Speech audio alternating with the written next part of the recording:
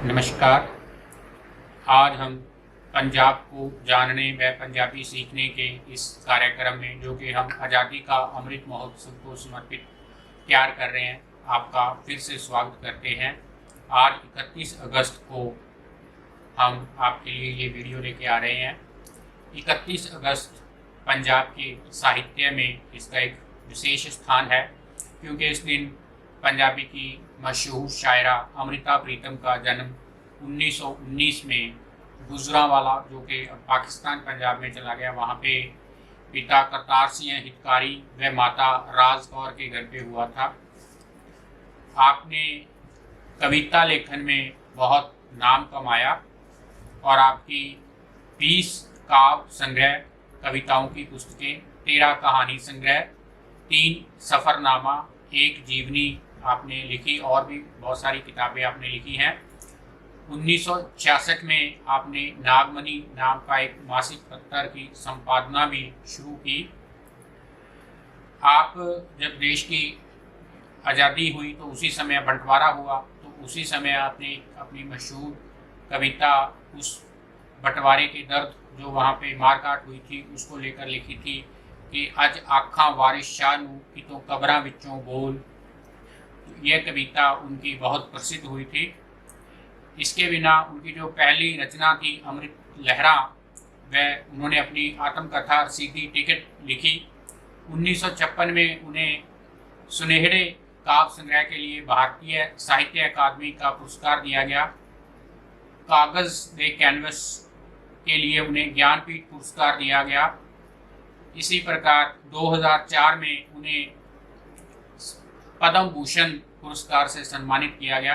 तो ये पंजाबी की कवित्री अमृता प्रीतम, जिनका के आज 31 अगस्त को जन्मदिन है, उन्हीं के जीवन के बारे में जानकारी साझा करने के साथ आज हमने आपके साथ ये वीडियो साझा की है। और इसके बाद आगे हम फिर से पंजाबी के 5 और अक्षर सीखेंगे, क्योंकि अगर आप पंजाबी सीखेंगे तभी आप अमृता प्रीतम की रचनाओं को पढ़ पाएंगे, उन्हें समझ पाएंगे। हमारा ये आज़ादी का अमृत महोत्सव के तहत ये सीरीज़ तैयार करने का उद्देश्य ही यह है कि वे लोग जो पंजाब से बाहर रहते हैं, वे पंजाब को जान सकें, यहाँ के साहित्य के बारे में जान सकें, यहाँ की संस्कृति के बारे में जान सकें और पंजाबी भाषा को सीख सकें। इसी उद्देश्य के साथ हम लोग ये सीरीज़ आपके लिए लेके आ रहे हैं। तो आज हमने अमृता प्रीतम जी के बारे में आपके साथ जानकारी साझी की है। आगे हम 5 अक्षर पंजाबी के पढ़ेंगे, लेकिन जाने से पहले हम एक उनकी कविता की कुछ पंक्तियां आपसे शेयर करना चाहूँगा। बचपन नित जवानी बनदा, नित कट्टन दा वेला, जो पानी अज पत्तनों लंघे, फेर ना आवे भलके, बेड़ी दा कूड़ तरंजन दियां कुड़ियां, फेर ना बैठना रल के। ये उनकी एक कविता की पंक्तियां थी जो हमने आपके साथ साझा शेयर की। और अब आगे हम 5 शब्द जो हैं, अक्षर जो हैं पंजाबी के, उन्हें और सीखेंगे, क्योंकि इससे पहले हम 15 अक्षर सीख चुके हैं। तो जो पुराने हमारे वीडियोज़ हैं वो हमारे डिस्क्रिप्शन में आप देख सकते हैं, तो उनको ज़रूर देखिए, तभी आप समग्र रूप से पंजाबी सीखने का जो आपका अभ्यास कर रहे हैं उसे कर पाएंगे। तो आओ आगे सीखते हैं 5 और अक्षर। एकम पंजाब एंड पंजाबी के इस भाग में, जिसमें हम पंजाबी के अगले 5 अक्षर सीखेंगे, आपका स्वागत है। इससे पहले हम 15 अक्षर, 3 पंक्तियां 5-5 अक्षर की सीख चुके हैं। आज 5 और अक्षर सीखेंगे। यह हिंदी में जो ट वाली लाइन है, उसी लाइन का हम लोग पंजाबी सीखेंगे। तो इसको हम अगर हम जो उच्चारण है पंजाबी में इन अक्षरों का, हम उस पर नहीं जाएंगे, हम इसको इसी प्रकार समझेंगे जो उच्चारण हमारा हिंदी में रहता। जैसे ये पहला अक्षर है ट, ये लगभग वैसे ही लिखा जाता है जैसे हम हिंदी में लिखते हैं। ठ वैसे ही लिखा जाता है जैसे हम हिंदी में लिखते हैं। द, इसका लिखा इस प्रकार जाता है। ढ ढक्कन वाला जो रहता है वो इस प्रकार लिखा जाता है। और न, ये न हिंदी वाले न की तरह ही ये खाली है, अर्थात इससे कोई भी अक्षर शुरू नहीं होता, लेकिन अक्षर के बीच में या अंत में ये शब्द के बीच में या अंत में ये अक्षर आता है। इसका अगर हम उच्चारण देखें तो इसे बोलते हैं टैंका, इसे बोलते हैं ठट्ठा, इसे डड्डा, इसे टड्डा, इसे अनाना। तो ये इसका उच्चारण है और आवाज़ देता है ट की, ठ की, ड, ध और न की। इसमें अगर हम थोड़ा सा जो ट है हिंदी वाला, जैसे आप देख रहे हो हिंदी में हम लोग यहाँ से गोल लिखते हैं, तो इसमें अगर सही, वैसे ऐसा भी चलता है, ऐसे ही लिखा जाता है, लेकिन इसका जो सही बनावट रहती है वो थोड़ी इस प्रकार से रहती है। ये इसका लिखने का तरीका है, ठीक है। तो यहाँ से ये देखिए शेप, यहाँ से ये वाली शेप, इसको देखिए आप कैसे रहती है, इस प्रकार से, और ये हिंदी वाले की शेप है।